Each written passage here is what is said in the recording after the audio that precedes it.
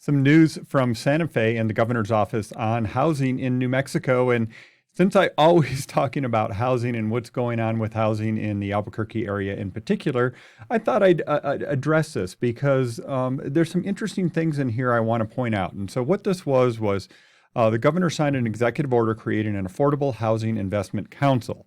Governor Michelle Lujan Grisham on Tuesday signed an executive order which created a housing investment council with a mission to bring New Mexico's affordable housing development. Can I just say, I think they should change the language to housing affordability versus affordable housing, because nobody wants affordable housing in their neighborhood. I'm sorry, that's just the reality of it. But if you say, hey, we want housing affordability, we're working on housing affordability, it just sounds better. It's just a branding thing. I just had to say it because I think it's important.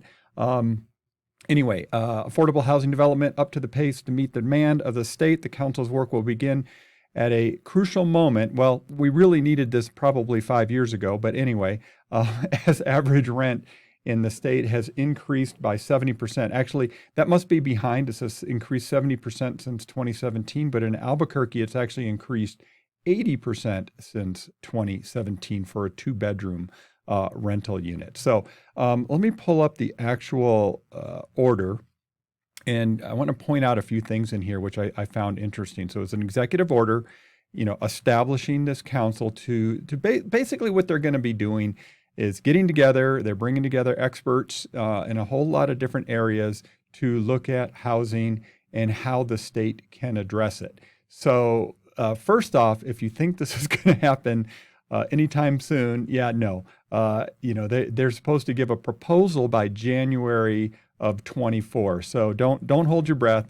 And right now, it's just going to be getting together and talking. But the good thing is the recognition that it is a problem. So many of us in the housing world have been saying this forever, and we just get so frustrated. But a couple things that jumped out at me I wanted to show you. So homeownership is a form of affordable housing, right? There's been a lot of studies on that where actually ownership is affordable housing versus renting, where your rent can just keep going up and up and up and up every single year.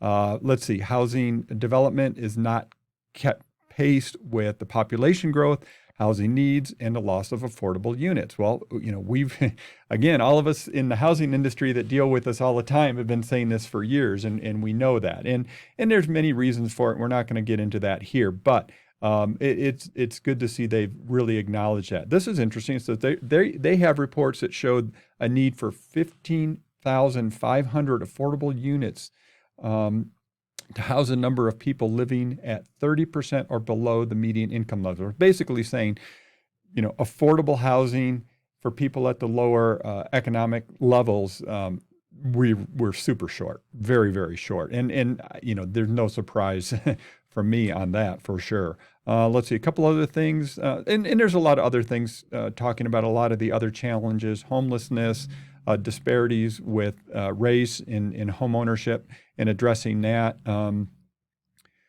Here, okay, this is the one where I'm like, yes, development of housing in New Mexico is slowed by the barriers in zoning, efficiencies in inspection and permitting. Yes, all you home builders out there, you know exactly what I'm talking about.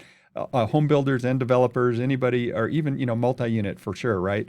Workforce shortages, again, you guys know that in the building and construction industries, and lack of public resources. There's one other thing here talking about infrastructure. I'm not seeing it right now. But anyway, so the council is relevant stakeholders to come up with a plan to address these challenges. Creation, 11 members, what else here? Including one member from each, following groups: housing industry, local government, tribal housing, homeless services, fair housing advocates. But basically, this is what their directive is. Create a statewide investment plan no later than January 15th. Like I said, the plan shall provide recommendations to address gaps in the available housing resources, priority focus areas for meeting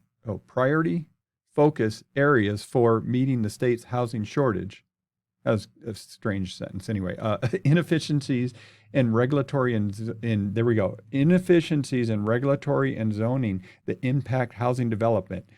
We know that's a problem. Again, if you're a housing builder or a construction, you know that's a challenge. Workforce and business shortages, housing development industries, investment in housing development, guidelines for standards of homeless services, investment in programs to improve disparities in home ownership, creation and facilitation of private-public partnerships. That's interesting. Lack of infrastructure, there it is, related to housing, lack of creative housing options that move from assistance to home ownership. Yay! And service programs to address housing stability. So, I mean, I like the mission. It's great. Again, of course, we can always say, in hindsight, we should have been doing this 5 years ago. Home prices have continued to climb. Really, it's just a shortage of housing in our market, and that continues today. So, I thought that was an interesting story related to housing, which is my gig. So, I thought I'd put that out there.